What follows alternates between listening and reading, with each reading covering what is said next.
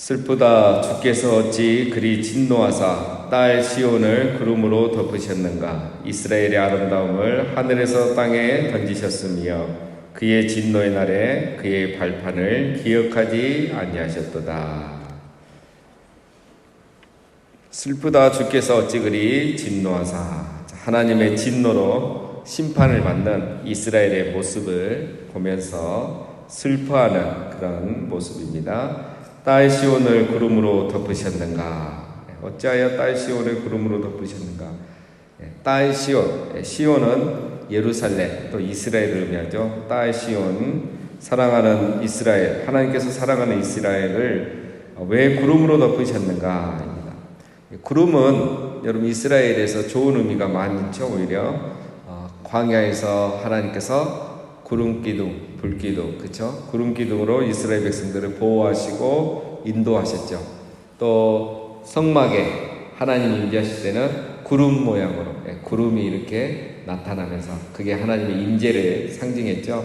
자, 그런데 지금은 어찌하여 구름으로 덮으셨는가? 이제 이 같은 구름인데 여기에서 의미는 심판을 의미하죠. 하나님이 이스라엘을 시온을 심판하기 위해서 지금 임하셨다 이런 의미입니다. 이스라엘의 아름다움을 하늘에서 땅에 던지셨도다. 하나님이 심판하니 이스라엘이 비참한 상황이 된 거죠. 이스라엘, 예루살렘 하면 정말 존귀하고 아름다웠는데 이제 비참한 상황이 됐다는 겁니다. 그의 진노의 날에 그의 발판을 기억하지 아니하셨도다. 여기서 발판이란 거는 이제 크게는 예루살렘을 말하고 작게는 예루살렘 성전을 말하고 더 작게는 언약궤를 말하는 거죠. 하나님이 그것을 발등상 삼으시고 발판 삼으시고 이렇게 말하죠. 자, 기억하다는 것은 은혜를 베풀다, 구원하다는 그런 의미입니다. 그러나 하나님 이제는 하나님의 발판 삼으신 이스라엘, 예루살렘, 성전, 언약궤를 기억하지 않는다, 구원하지 않는다는 거죠. 더 이상 은혜를 베풀지 않는다는 겁니다. 심판을 이렇게 이제 반대로 묘사를 한 겁니다.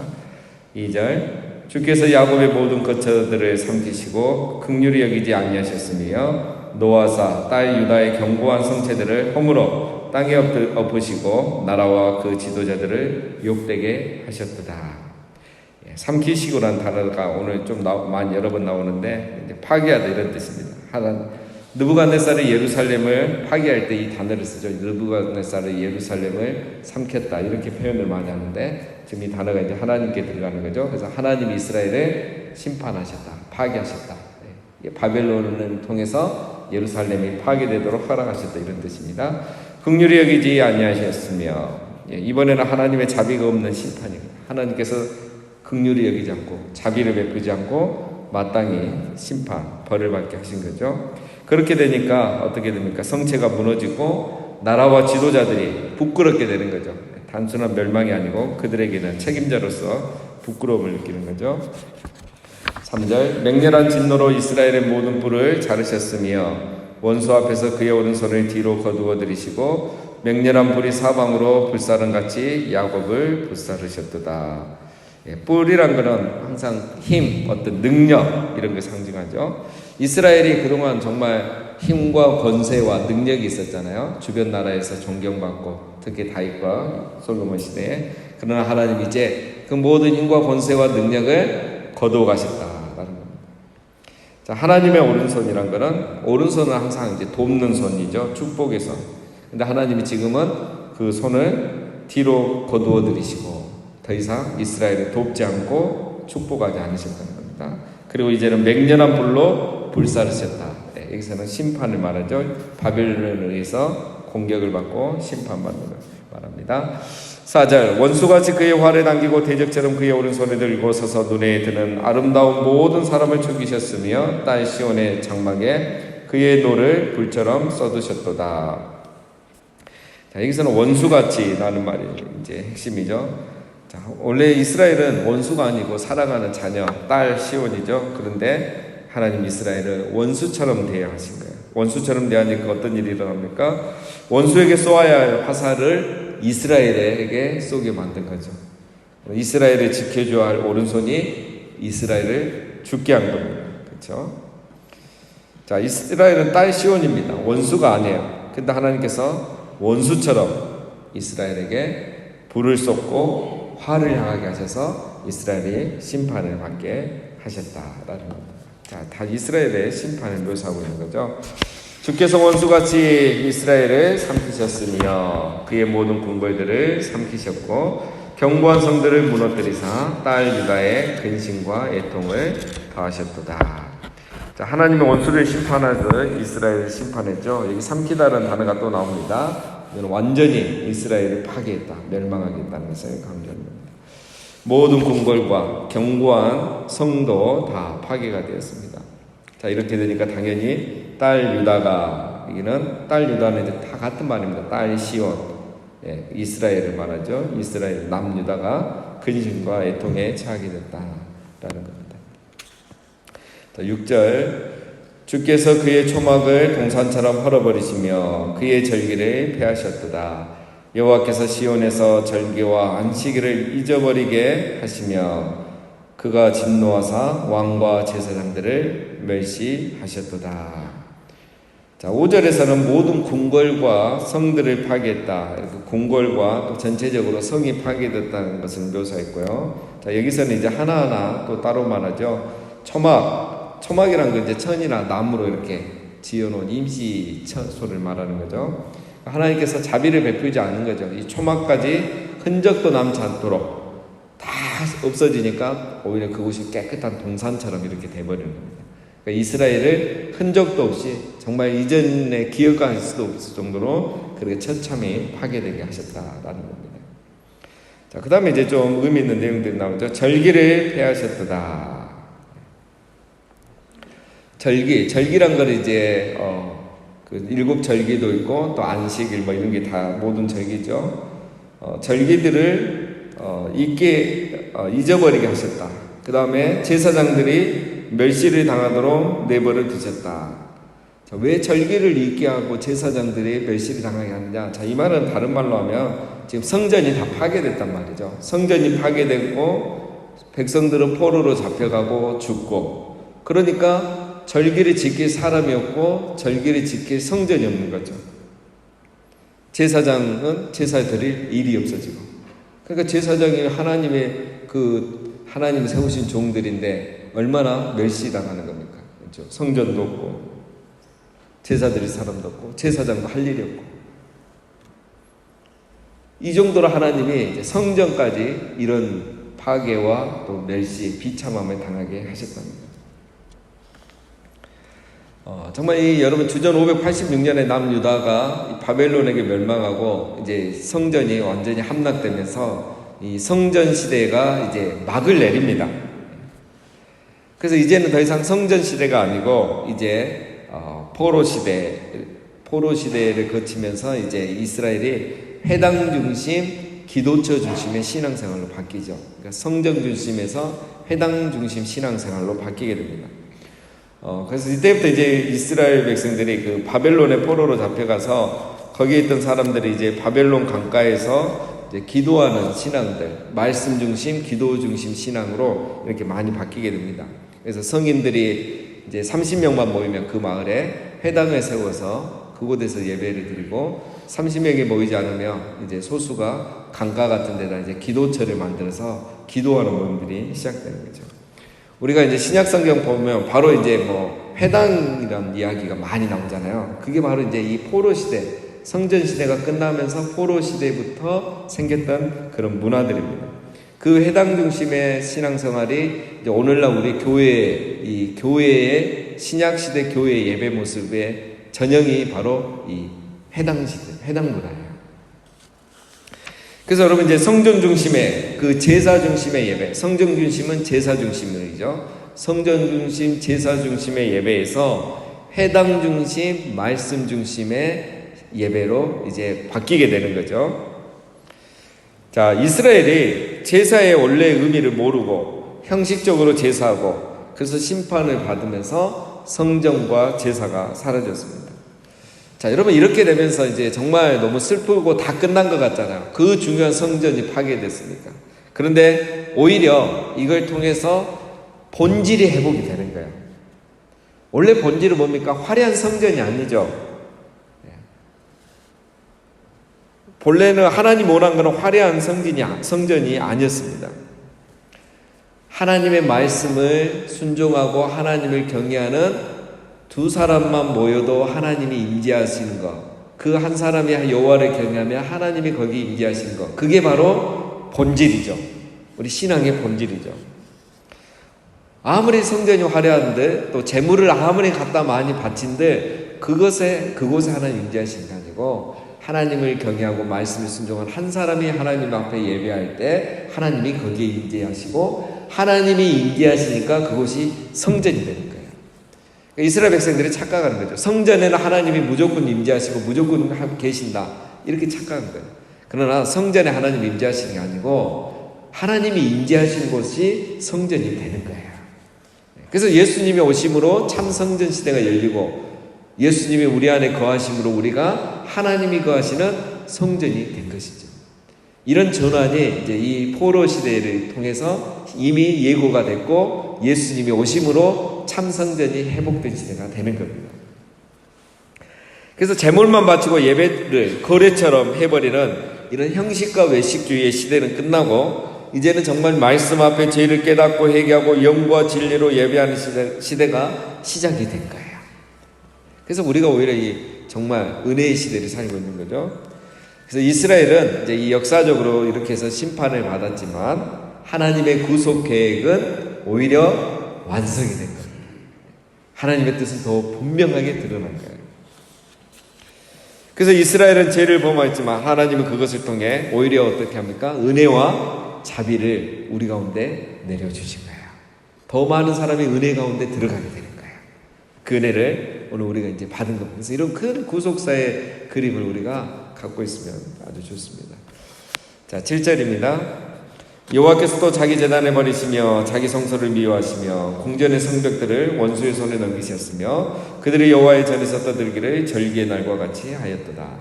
자, 하나님이 제단도 버리셨죠.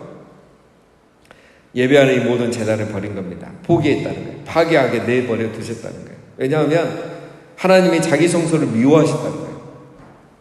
하나님이 성소를 미워할 리가 없죠. 이 인격체가 아닌 성소를 왜 미워하겠습니까? 누굴 미워한 거죠?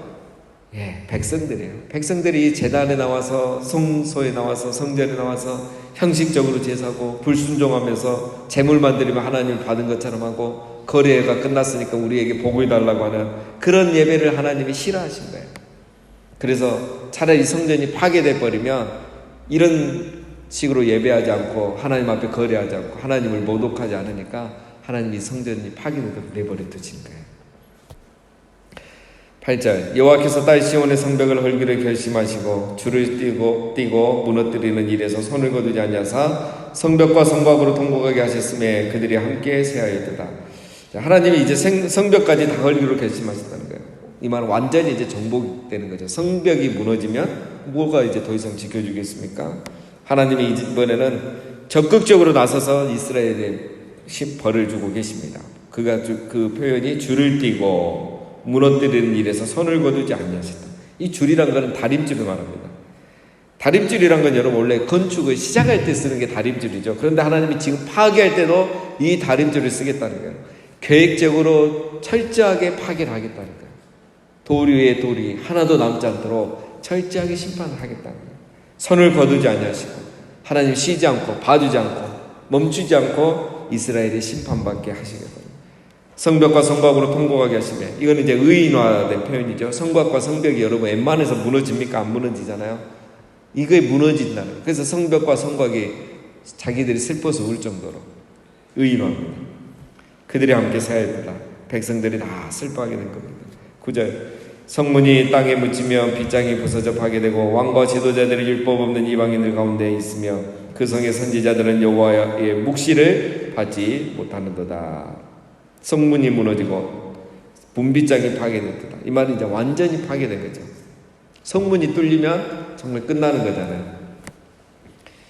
즉 이스라엘을 지켜줄 수 있는 게 아무것도 없어요. 이 성문이 지금까지 버텨줬는데, 이 문빗장이 지금까지 그 적이 들어오지 못하도록 버텨줬는데 그것마저 무너져 버리니까 이제는 아무것도 이스라엘을 지켜줄 수 있는 게 없는. 왕과 지도자들은 바빌론의 포로로 잡혀갔고 선지자들은 하나님의 말씀을 묵시를 받지 못하고 있는 거예요. 여러분, 왕과 지도자들은 누구입니까? 왕과 지도자들은 하나님을 대리하는 통치자잖아요. 근데 그들이 포로로 잡혀가는 거예요. 하나님께서 더 이상 이스라엘을 도와주지 않는단 말이죠. 왕과 지도자를 통해서 하나님의 뜻을 드러내고 나라가 안전하게 하셨는데 그들을 버리셔버린 거죠. 그 다음에 더 이상 하나님이 말씀하시지 않으니까 선지자들이 묵시를 받지 못한 거예요. 근데 이제 표현을 이렇게 하죠. 하나님이 더 말씀하지 않는다. 선지자들이 묵시를 받지 못한다. 근데 이제 이거는 결과만 얘기한 거고, 그 전에 무슨 일이 있었습니까? 하나님이 이미 말씀을 수도 없이 하셨죠. 예레미야와 같은 많은 선지자들을 통해서 회개하라, 지금이라도 돌이켜라, 그렇지 않으면 너에게 멸망한다. 얼마나 말씀을 하셨습니까? 그 말씀을 이스라엘이 듣지 않은 거죠. 그래서 하나님 이제는 말씀 안 하는 거죠. 말씀 대신 뭘 합니까? 심판을 하시죠. 행동을 하시죠. 이제는 그 말이 그대로 성취되게 하시죠. 그래서 바벨론에게 멸망에 당하는 겁니다. 말씀하시지 않은 게 아니라 지금까지 말씀하셨는데 듣지 않았다는 것을 이런 식으로 표현을 하는 거죠.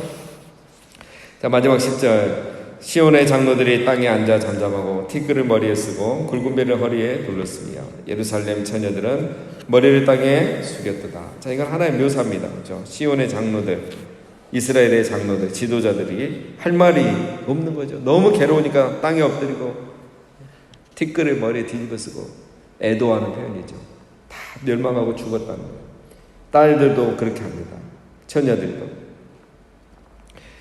여러분, 왜 장로와 처녀만 나오냐? 이게 이제 우리가 어떤 사회의 어떤 신분을 이렇게 나누다 보면 이제 제일 위에 있는 게 이스라엘 공동체에서 이제 장로죠. 지도자들이고 제일 아래에 있는 게 이제 뭐 어린아이들과 처녀들이라고 할 수 있죠. 그러니까 이 말은 그냥 이스라엘의 모든 사람들이 남녀노소가 다 슬픔에 잠겼다.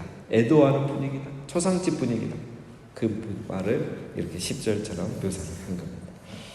여러분, 오늘 우리가 이 말씀을 통해서 기억해야 될 것은 하나님이 부지하시면 예루살렘은 폐허만 남는다는 거예요.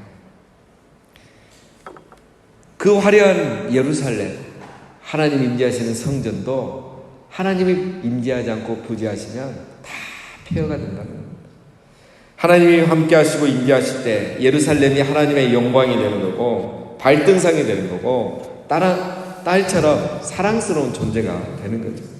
그러나 그들이 불순종하고 하나님을 멸시하고 그래서 하나님의 임재가 사라질 때 하나님이 부지하시면 더 이상 그 영광은 사라지게 된다.